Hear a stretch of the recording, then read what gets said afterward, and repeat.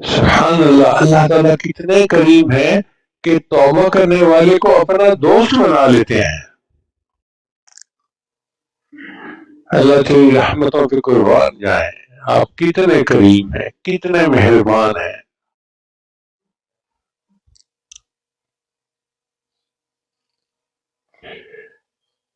اب اس توبہ کے لیے اللہ نے صحابہ کو حکم دیا کہ نبی علیہ السلام کے پاس آؤ اور آ کر توبہ کرو. صحابہ خود بھی توبہ کر سکتے تھے، مگر اللہ تعالیٰ ایک عمل کو امت میں جاری فرمانا چاہتے تھے.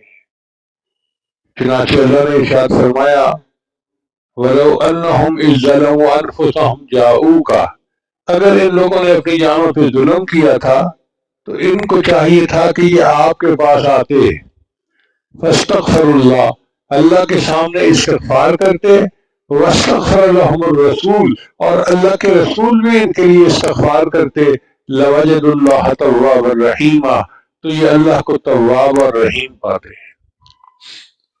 تو صحابہ کرام کو حکم دیا گیا کہ تم آؤ نبی اسلام کے پاس آ کر توبہ کرو.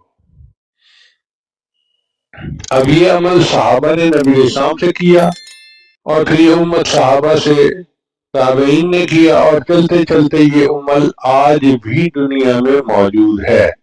یہ جو بیعت کی جاتی ہے نا سلوک میں، یہ اصل میں بیعت توبہ ہی ہے. اور عزیز طلباء، ایک عجیب بات ہے کہ جیسے حدیث کی ایک سند ہوتی ہے نا، اگر سند نبی علیہ السلام تک پہنچ جائے تو وہ حدیث بہت مضبوط ہو جاتی ہے.